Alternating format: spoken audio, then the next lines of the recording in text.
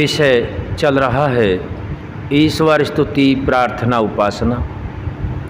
इसी विषय को ठीक ठीक शुद्ध स्वरूप से जानने के लिए मानव मात्र के कल्याणार्थ महर्षि दयानंद सरस्वती जी ने आर्योद्देश्य रत्नमाला जो नामक ग्रंथ दिया है, उसमें कुछ शब्दों को चुन करके रखा है जिनका ज्ञान होना आवश्यक है, क्योंकि ज्ञान के बिना कोई कर्म पूर्ण सुखदायी नहीं है। आज का शब्द रखा गया है प्रवाह से अनादि पदार्थ। प्रवाह से अनादि पदार्थ कितने हैं और यह प्रवाह क्या होता है, आज इसके विषय में जानते हैं। आगे इसकी व्याख्या महर्षि दयानंद जी अपनी भाषा में रखते हैं। जो कार्य जगत जीव के कर्म और जो इनका संयोग वियोग है, ये तीन परंपरा से अनादि हैं। अनादि पदार्थ को हम जान चुके हैं पहले ही।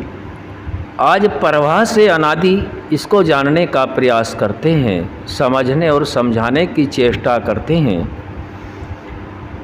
कार्य जगत, जो कार्य जगत अर्थात कार्य जगत से कोई भी कार्य हो, उस कार्य से पहले कारण होता है। तो कार्य जगत का अर्थ हुआ कि जो कारण से कार्य में परिवर्तित हुआ वह जगत।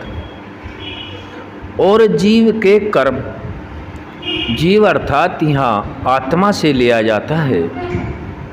जो आत्मा के कर्म, आत्मा को अपने जो प्रारब्ध संस्कार हैं उनके आधार पर प्रकृति रूपी यह शरीर, जिसको हम साधन कहते हैं, रथ कहते हैं, इसका रथी आत्मा है।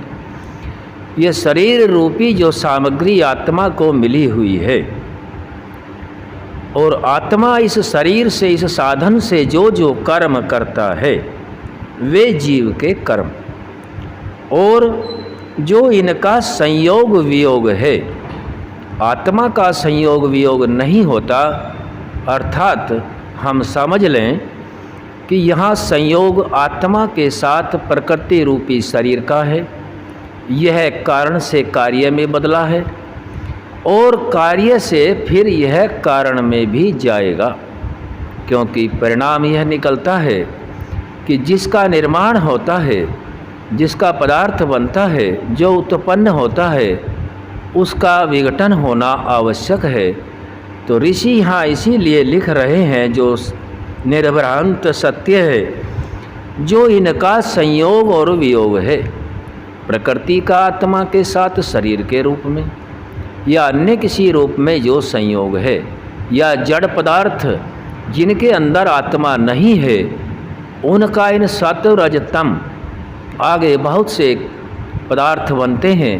इनके संयोग से, कारण से कार्य, जो संयोग और वियोग होता है, और इन संयोग वियोग में आत्मा, परमात्मा और प्रकृति ये तीनों प्रवाह से अनादि हैं, परंपरा से अनादि हैं। आज हमने प्रवाह से अनादि के विषय में जानने का प्रयास किया है। जैसे दिन के बाद रात आता है, प्रवाह चलता है, इसी प्रकार से प्रवाह से ये तीनों पदार्थ अनादि हैं, इनका कोई शुरुआत नहीं है। आज यहीं तक रखा जाएगा, आगे फिर रखेंगे कि अनादि का स्वरूप क्या है, इसको फिर रखा जाएगा। ओम सम।